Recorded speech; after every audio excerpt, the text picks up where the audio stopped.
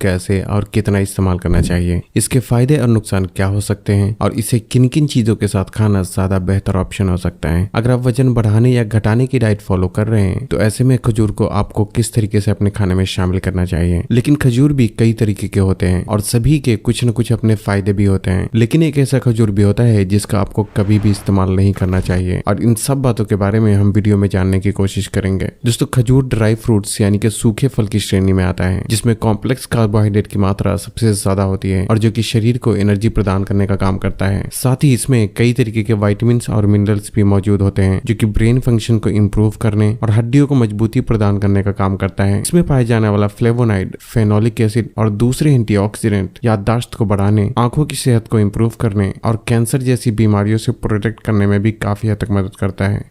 इसका कब और कैसे इस्तेमाल करना चाहिए। वैसे तो खजूर का कभी भी इस्तेमाल किया जा सकता है, लेकिन पूरे दिन में 3 वक्त ऐसा होता है जब खजूर का इस्तेमाल करना ज्यादा बेहतर ऑप्शन हो सकता है। एक तो सुबह खाली पेट, दूसरा नाश्ते के बाद और दोपहर के खाने से पहले जो 11 से 12 बजे का वक्त होता है उस वक्त भी खजूर का इस्तेमाल किया जा सकता है, और तीसरा शाम के 4 से 5 बजे के वक्त भी भूख लगने पर खजूर को स्नैक्स के रूप में इस्तेमाल किया जा सकता है। इतना ही नहीं, अगर आप एक्सरसाइज करते हैं तो इसे प्री और पोस्ट वर्कआउट मील के रूप में एक वाइट यानी अंडे की सफेदी के साथ इस्तेमाल किया जा सकता है, क्योंकि इस तरह से खाने से शरीर को कार्बोहाइड्रेट और प्रोटीन दोनों मिल जाते हैं। इसके अलावा खजूर का चीनी की जगह भी इस्तेमाल किया जा सकता है, क्योंकि ये चीनी की तरह मीठा होने के साथ साथ सेहत के लिए भी बहुत ही फायदेमंद होता है। खजूर से बनी चीनी ऑनलाइन भी खरीदा जा सकता है, लेकिन उसकी क्वालिटी अक्सर ही अच्छी नहीं होती, इसलिए मैं रिकमेंड करना चाहूंगा कि आप इसे अपने घर पर ही बनाएं। इसके लिए बस आपको इतना करना है कि खजूर को अच्छी तरीके से धूप में सुखा लें और फिर मिक्सर में डालकर पीस लें, जिससे कि ये बारीक दाने में तब्दील हो जाएगा और फिर आप जहां चाहें इसे चीनी के जगह पर इस्तेमाल कर सकते हैं। यकीन माने, इसे आप जहां भी इस्तेमाल करेंगे ये उसके टेस्ट को काफी हद तक इम्प्रूव कर देगा। खजूर से बनी चीनी आप किस तरीके से बना सकते हैं उस बारे में आपको यूट्यूब पे भी बहुत सारी वीडियो मिल जाएगी।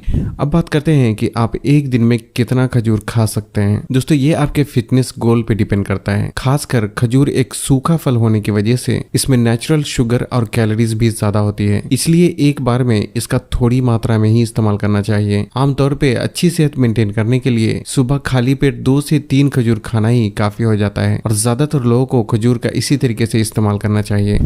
अब बात करते हैं कि अगर आप वजन बढ़ाने या घटाने की डाइट फॉलो कर रहे हैं तो ऐसे में खजूर को आपको किस तरीके से अपने खाने में शामिल करना चाहिए। खजूर हाई कैलोरी फूड होने की वजह से ये वजन घटाने में कोई खास रोल प्ले नहीं करता। हालांकि अगर आप वजन घटाने की डाइट फॉलो कर रहे हैं तब खजूर को एक हेल्दी फूड के तौर पर 2 से 4 पीस आप एक दिन में इस्तेमाल कर सकते हैं, लेकिन ज्यादा मात्रा में आपको इसका इस्तेमाल नहीं करना चाहिए, नहीं तो वजन घटने के बजाय बढ़ सकता है। लेकिन अगर आप हेवी वर्कआउट करते हैं और वजन बढ़ाना चाहते हैं तो 5 से 6 खजूर का किसी प्रोटीन फूड के साथ दोपहर और शाम के वक्त खाए जाने वाले हल्के नाश्ते के रूप में भी इस्तेमाल किया जा सकता है। हालांकि वजन का बढ़ना और घटना दोनों ही पूरे दिन खाए जाने वाले खाने पे ज्यादा डिपेंड करता है।